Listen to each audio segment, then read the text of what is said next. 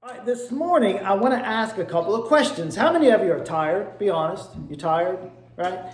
How many of you feel like you're just too busy some days? You're just too stinking busy, got too much to do, overrun, overwhelmed. You feel like you can't get it all done some days? Maybe even today, can't get it all done. And then how many of you are stressed and depressed but really want to be blessed? I mean, you want to live a blessed life, right? You want to live the hashtag blessed life, right? A happy life, a good life. We're in a series titled Principles Over Privilege. And the reason is we live in a world where people are far more worried about their rights, their privilege, they're worried about being right, rather than living by the right principles in life.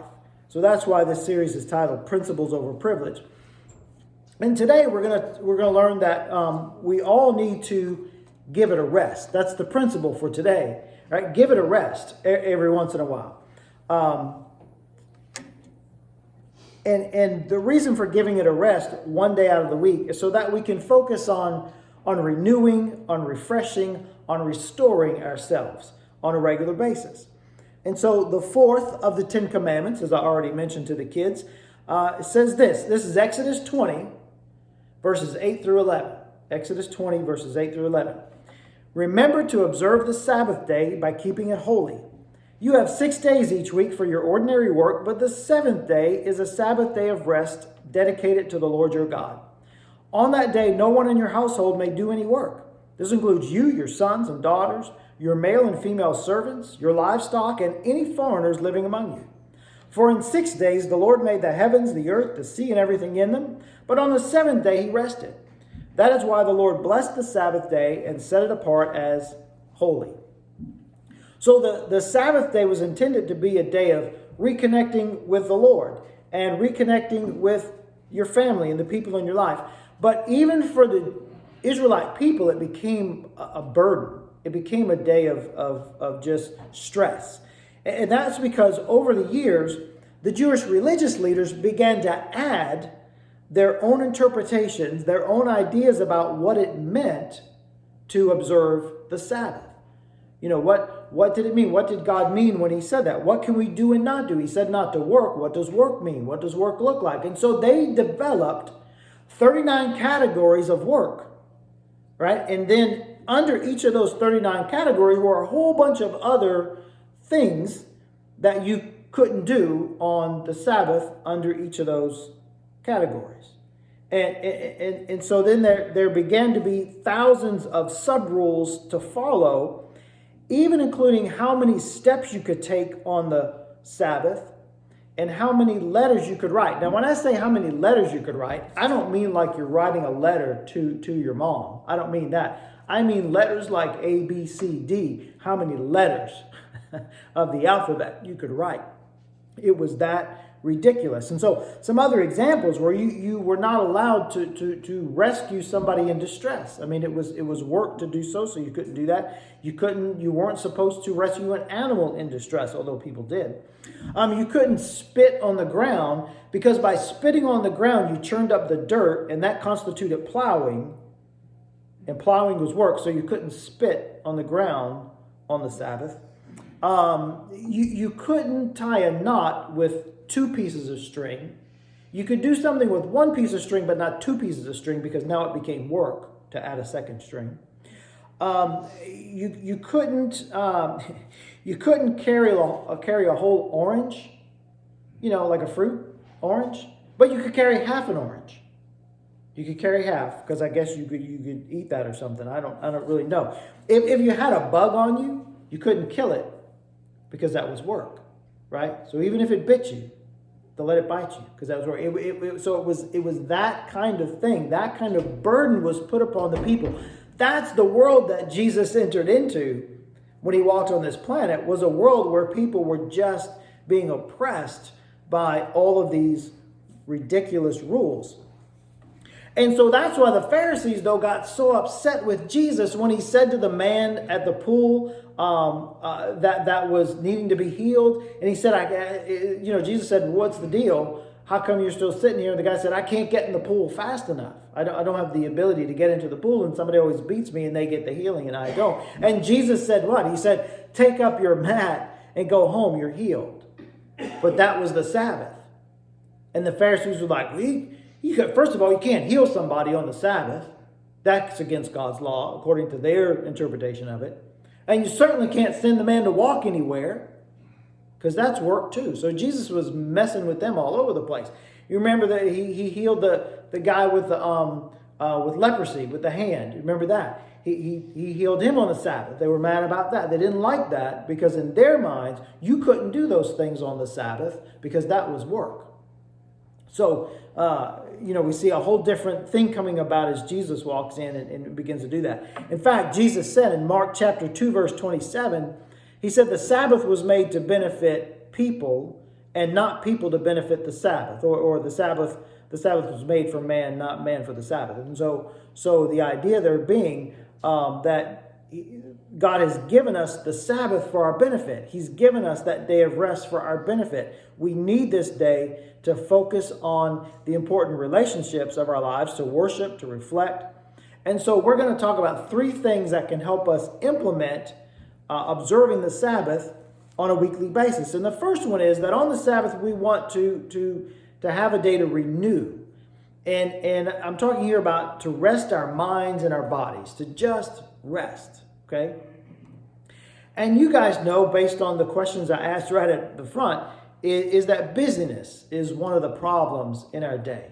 Busyness in our culture. We're too busy. We're busy all the time. We got to run. We got to go. We got to do.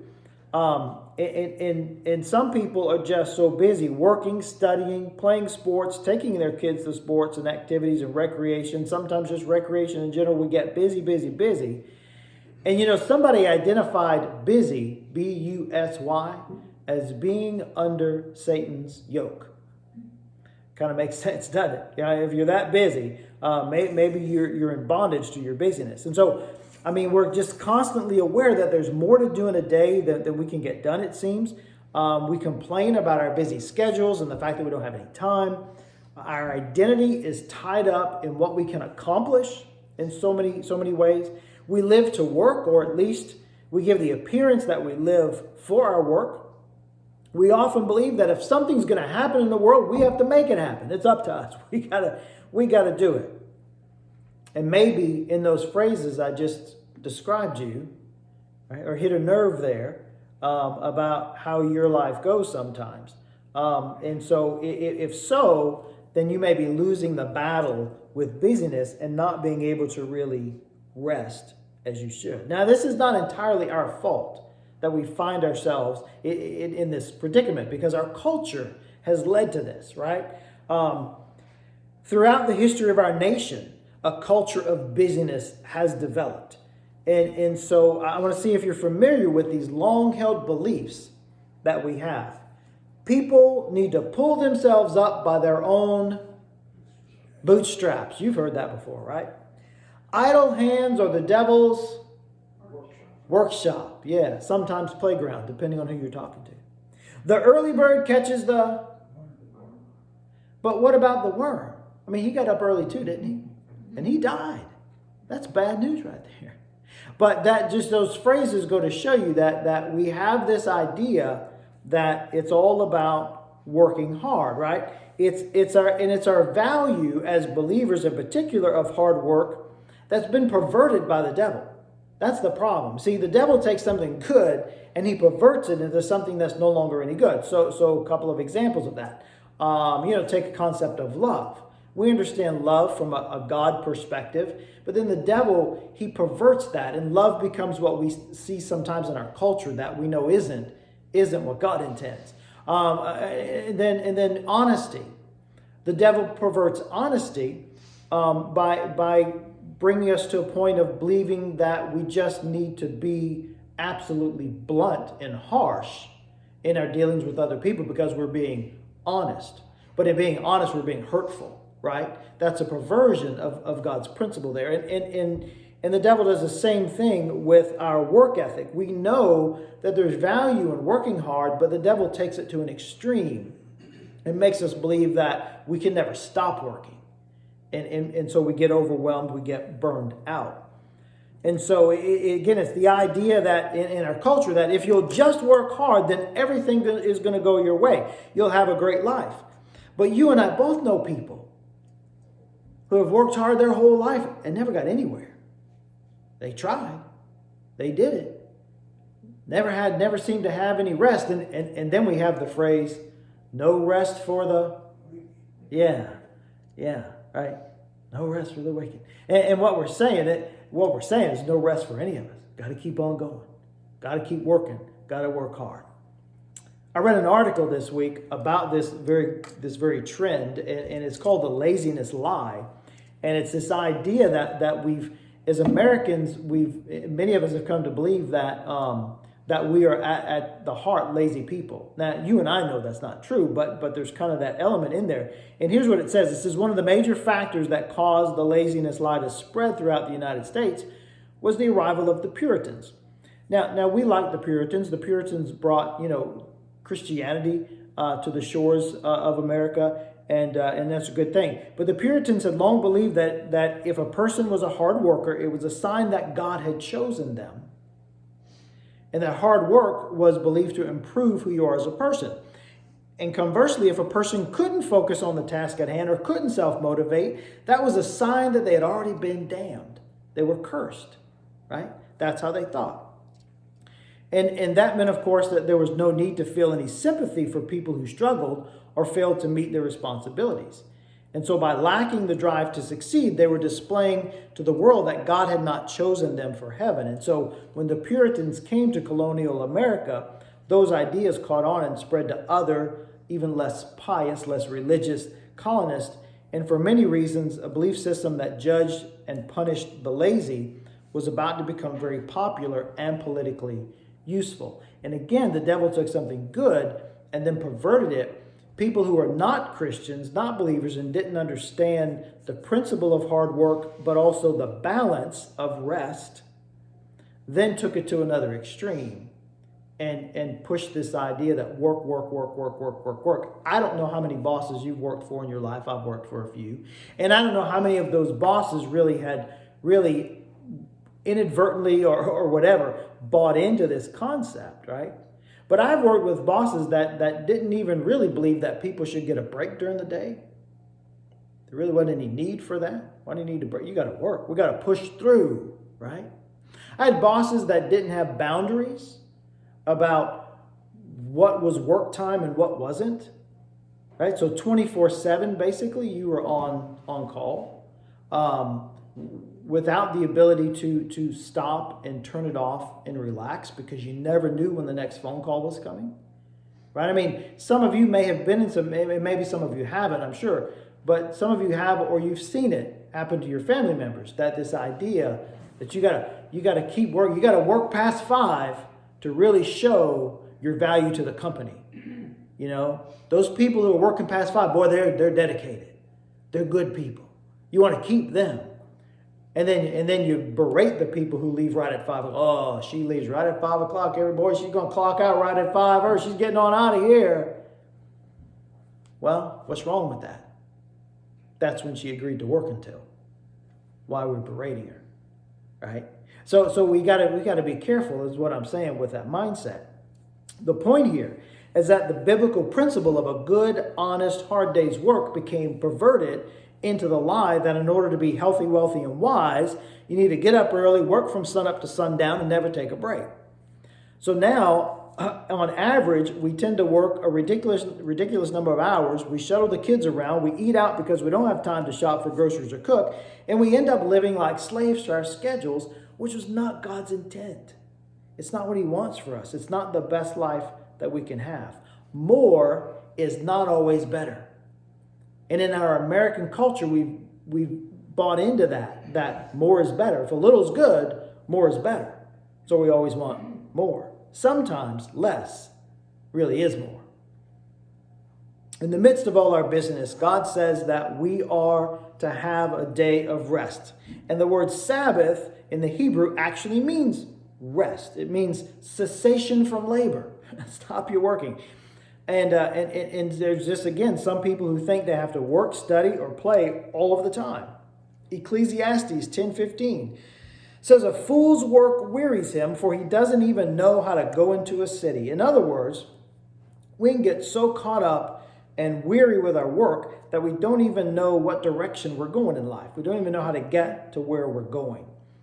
So we need what today is referred to as margin in our lives. You know what margin is? It's giving yourself a little space is what it is. So like in my job, there are days I could book back-to-back meetings, a meeting at 9, a meeting at 10, a meeting at 11. But if I do that, and each of those meetings lasts an hour, I don't give myself in between time to process what's happened and do anything that I need to do as a result of the meeting, right?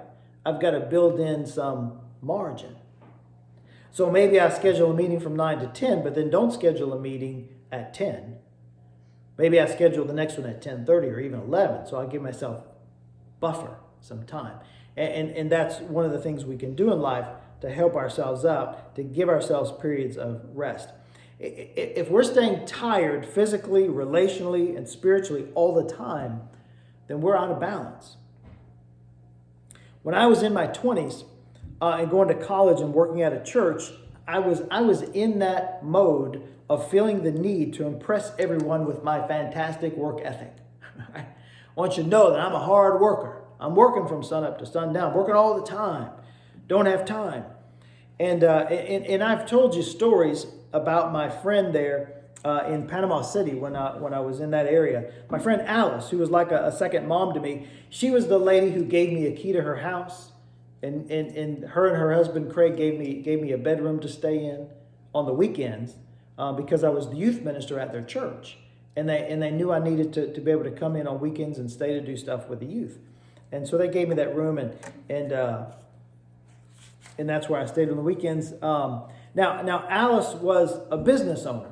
Okay, she owned a Napa auto parts store, and you have to understand that in my growing up years up to that point, I had not come across a lady quite like Alice, who was the owner of a successful growing business, but also a wife and a mother and a very humble person, okay? And I had not seen that. And I remember one Saturday, I would go in on Friday nights, right, to stay there for the weekend. And I remember one Saturday, I must have been so tired and so comfortable in that room that they provided for me that I overslept. Now, I don't know if you've ever panicked from oversleeping, right? You wake up and go, oh my gosh. It's like, now, I didn't have anywhere particular to be at any certain time that day, but I had intended to be up sooner, right? And Alice, by the way, cooked a really great breakfast, and so I had missed it. But that's another part of the story. And so I was upset with myself that I overslept. You've probably felt that way at some point in time. And I remember talking to Alice about it and telling her that I was upset. And in her wisdom, in all her experience owning and growing that business, she said, well, it's really nothing to worry about. I find that when I oversleep, it's because I really needed it.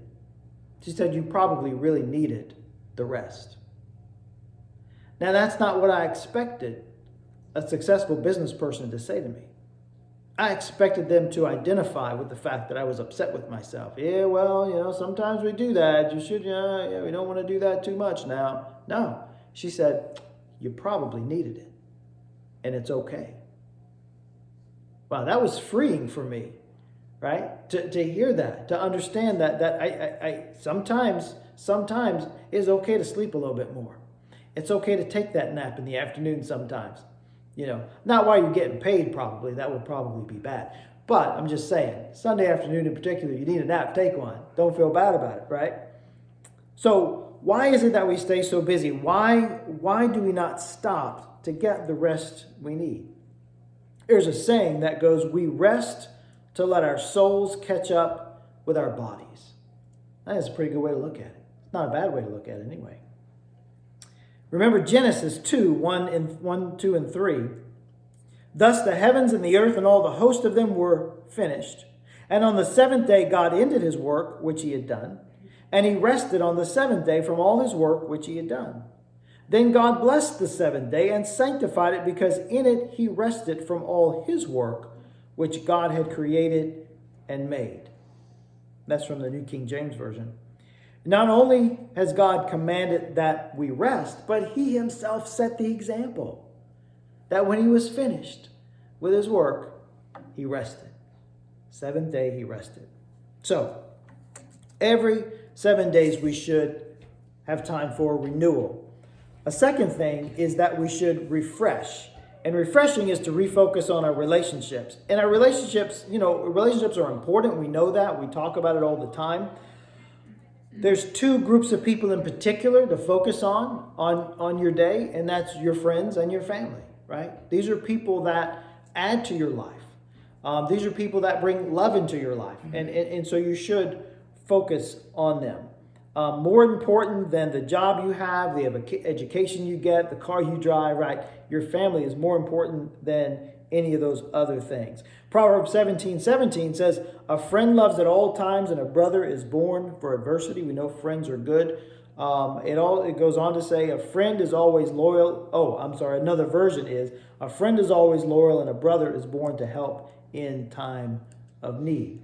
Friends and family make us better people. Proverbs 18:24 said, there are friends who destroy each other, but a real friend sticks closer than a brother. So we all need some real friends, and we need to prioritize time with friends and family.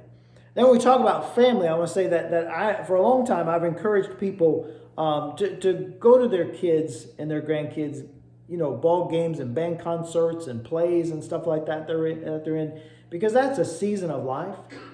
And it's going to be gone before you know it. And I hate that sometimes these things fall on a Sunday. I wish they didn't. I wish it was like back in the day when we had the blue laws. Remember the blue laws? When nothing was open on Sunday. But we're not. The ship has sailed, right? That's over. And don't know if that'll ever come back again. Sure, it won't without a revival. But my point being that I'm certainly not going to preach to you on the importance of family and spending time with your family all the time and then berate you for not being at church because you're doing something with your family. I think both things are important, right? And always be careful not to get things out of whack priority-wise, but it's okay to spend time with your family and not feel guilty about it. They need you. You need each other. Ecclesiastes 9:9, talking about family, talking about husband and wife relationship, says, live happily with the woman you love through all the meaningless days of life that God has given you under the sun. The wife God gives you is your reward for all your earthly toil. And then Psalm 127:3 says, children are a gift from the Lord. They are a reward from him. The point being, your family members are a gift from God, right? And so spend time with them. Refresh those relationships. And then the third thing I want to share with you about practicing the Sabbath is to restore, and that is to recharge your spirit. Hebrews 10:22-25 says, let us draw near to God with a sincere heart. Let us hold unswervingly to the hope we profess. Let us consider how we may spur one another on toward love and good deeds. Let us not give up meeting together, but let us encourage one another, and all the more as we see the day approaching. So worship on Sunday, reconnecting with God is important. It's important because it is in our worship together that we encounter God through music and through the message, that we can be equipped for service because we're reminded of the job that we have as Christians in our culture, and then to encourage one another. Those are all three things that we can do because we worship together. And oftentimes, I don't know about you, but I truly do feel blessed being with our church family on a weekly basis. I do, and I hope you do too.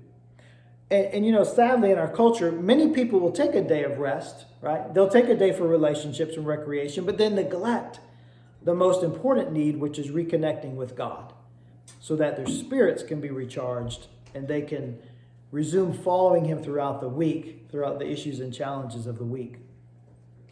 And so after a week of dealing with the world, the people in the world, the hassles and difficulties of the world, our spirits oftentimes are drained, all right? We're kind of low on, don't really feel like acting too Jesus-like right now after dealing with all that, right? And so when we come together, we can be reminded, and we can encourage one another to keep on, continue the good fight of living for the Lord.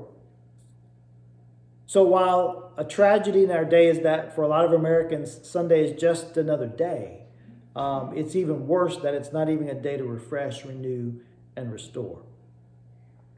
It's imperative that we as parents and grandparents model for our kids the importance of worship in our lives. And I want to remind you that for the Jews, I know you know this, the Sabbath was Saturday, the last day of the week, the seventh day of the week. And for Christians, the Sabbath day was changed to Sunday because Jesus rose from the grave on a Sunday. And that because we're now under grace, not the law. So Israelites were under the law, but Christians are under grace. The Jews worked 6 days and rested on the seventh, but Christians rest on the first day and work the other 6. Israelites were working their way to salvation, but Christians work because we've already experienced salvation. For the Israelites, rest was the goal of their activity. For Christians, rest is the starting place. We start with rest and with thanking the Lord and showing him our gratitude. I want to wrap it up with Isaiah 58, verses 13 and 14. That says, if you keep your feet from breaking the Sabbath and from doing as you please on my holy day, if you call the Sabbath a delight and the Lord's holy day honorable, and if you honor it by not going your own way and not going as you please or speaking idle words, then you'll find joy in the Lord. And I will cause you to ride on the heights of the land and to feast on the inheritance of your father Jacob. You and I know the importance of the Sabbath. We have the struggle, the challenge of living in a world that doesn't care, right? But it doesn't mean that we shouldn't observe the Sabbath for our own sakes and because of our relationship with the Lord. So I can't stress enough the importance of that downtime. Everybody needs a chance to rest, just like that little tire inflator that I talked about with the kids. You can go for so long, but if you keep on going without a break, you're going to burn out and you will break. So let's observe the Sabbath on a regular basis.